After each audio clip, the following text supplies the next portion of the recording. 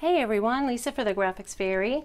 Today I am excited to share this quick tip with you. We're going to be making faux cabinet cards. And if you're not familiar with the term cabinet card, it refers to a type of photography from about the 1870s through early 1900s. It was a thin photograph that was mounted to a piece of heavy cardstock.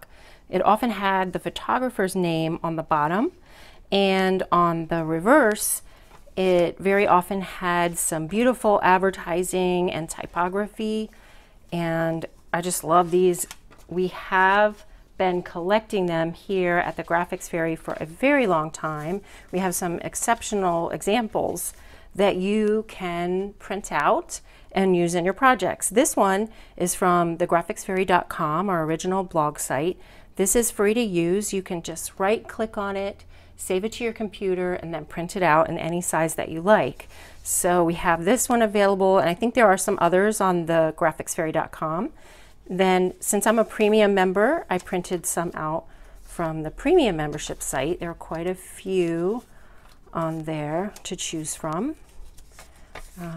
These are all, I think, from the mini ephemera pieces bundle, and same idea. You just right click, save it to your computer, and then click on it, which will bring up the printer dialog box, and you can print out a 2x3 wallet, which is this size, 3.5 by 5, or 4 by 6, which is very close to the original size of a real cabinet card. But they did have also the smaller wallet sized cabinet cards. So either way, whatever you choose, you can make it look very real. So the first thing you'll need to do is just select your back of your cabinet card. And then there are options also for the front of the card. On the original site, I printed out this cute ballerina and also this adorable toddler on a pony. That's just so cute. Those are on thegraphicsfairy.com. And then on the membership site, we have a bunch to choose from. This little terrier that I love, and then we have a bunch of old photos on the Instant Ancestors 1 and Instant Ancestors 2 bundle. Instant Ancestors 2 is new. This one is from that, I believe. And this one, I love this man on a bicycle. The terrier, of course, one of my favorites, and we're going to be working with that one today. But I'm also going to show you how to take a modern photograph, and this is my daughter and son-in-law at their wedding. It's a color photo, and I took that and created a little vintage looking cabinet card from this modern photo. I'll show you how to do this. I think these would be really cute, tucked in a thank you card from a wedding gift, or just a little memento from a wedding. And I wanted to show you quickly how you could use these in your junk journal. So if I have a page like this, you could create a pocket out of one of the backs and then just tuck one of the images inside. I think that would be really cute. Or you could create sort of a collage using the back and one of the cabinet cards. You could just tuck the cabinet card in a tuck spot, or, you know, a lot of options to use it as an embellishment in a junk journal. So let's get started with the fun part. I have chosen today to use the really pretty typography version here and the little terrier dog. So the first thing you'll need to do is print out your back and your front on some regular copy paper, and then you will need to cut out a piece of lightweight cardstock for the middle. You're kind of going to make a sandwich, and you'll see here I printed these both out at 4 by 6, but these two don't match up exactly. There's going to be some white space on the side of the dog, just because of the size of the original image, I think. But that's not a problem. I'll show you. You can just trim that off. There's plenty of margin on this cabinet card back. and it'll work out just fine. So the first thing I did was just trace the larger of the two images onto the cardstock. And then I'm just going to cut that out with a pair of scissors. You could also cut it out with some scalloped craft shears. I happen to have these, and you can see the little scalloped edge. A lot of the original cabinet cards did have a scalloped edge, especially I think the later ones. So that can be fun to play with. Mine are a little dull, so I'm not going to use those today, but you can see here where I cut that out, and that's pretty similar to the original. Pretty cool. So you can always do that if you happen to have a pair of those shears. All right, so now this is pretty quick from this point. I just put some regular craft glue in a little dish and added a little water to thin it out a bit. You could also use Mod Podge, or I think a glue stick would work fine for this too. Whatever, I think everybody kind of has a preference for their craft glue.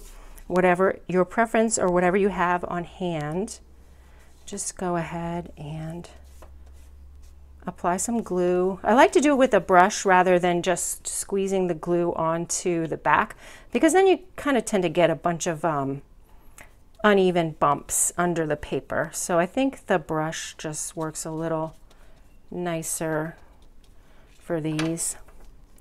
Okay, so once you have that, just attach your cabinet card back to it. And don't worry if you have a little bit of white edge showing, we're going to take care of that. All right, so I also have a bone folder that I like to run across it just to make sure you get a nice flat adhesion between those two layers. Okay, and once you're done with that, you can just turn it over and hit the back.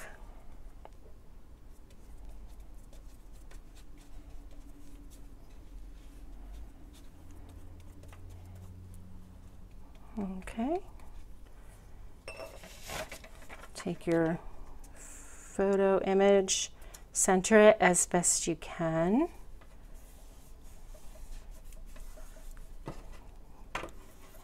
Smooth it out with the bone folder.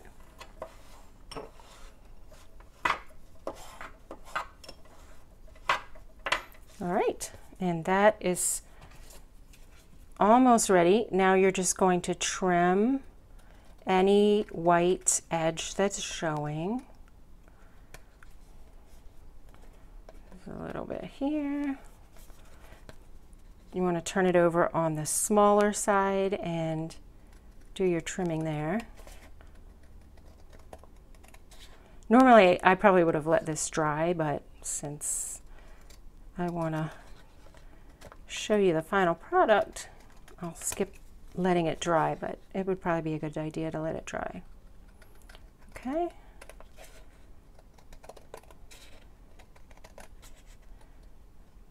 So just trim that. I'm sure you'll take your time and do a better job than I'm doing right now. Okay. You see there's still a little bit of white showing. That's okay. I'll show you how to get around that. And then here's the back. So the final step is to apply some Distress Oxide or Distress ink. I just use a Sulpat pad for this that I have for baking. And I have some Tim Holtz Distress Oxide in the color Vintage Photo and a little applicator. So this step is super easy. You just take your applicator and really get a bunch of ink on it.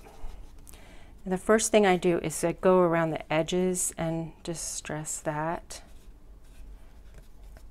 And that if you have any little white showing, that will cover that up. And then just take your applicator and start on the mat and just kind of move in gently onto the edge of the image. I might have this over inked just slightly. It's good to blot it first before you get started, but You get the idea. Hold your applicator at a slight angle. Okay. Let's do it on this side. A little more gently so you can see how it should really work.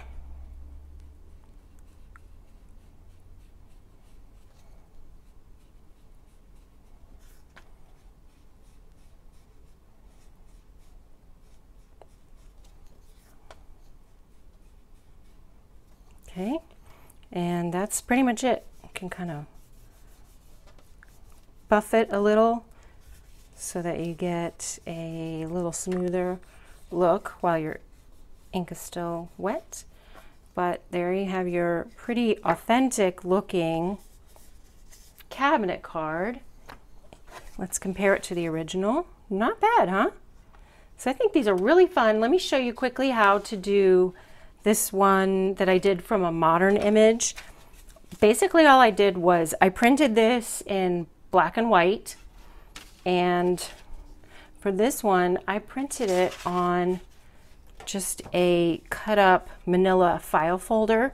So I cut this in about an 8x10 size and loaded it right into my printer and printed the image on the manila file folder, and it gave it this really sepia look, which I love. You might also be able to just take the image and edit it, if you have editing software, edit it using a sepia filter, or you could tea dye some plain copy paper and print the black and white image onto the tea dyed paper.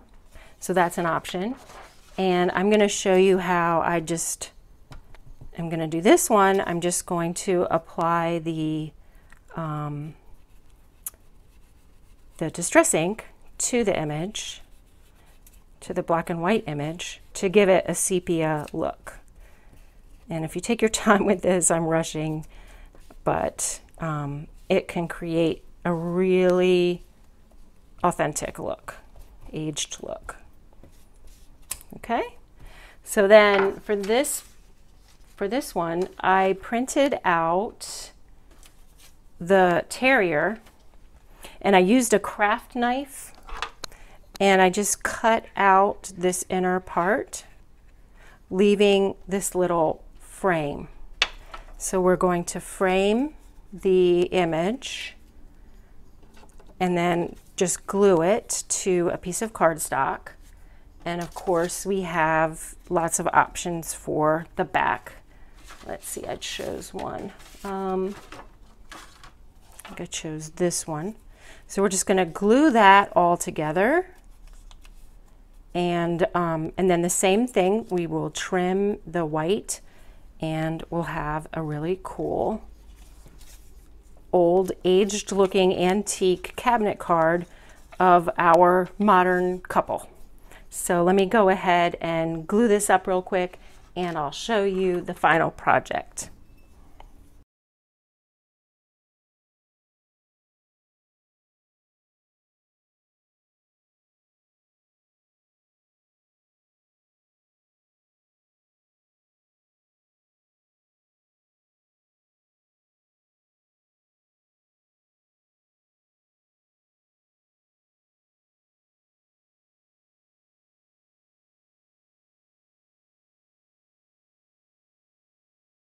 And there it is.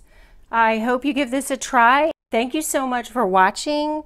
And if you like this video and if you want to see more from the Graphics Fairy, be sure to like and share, hit subscribe, and leave us a message.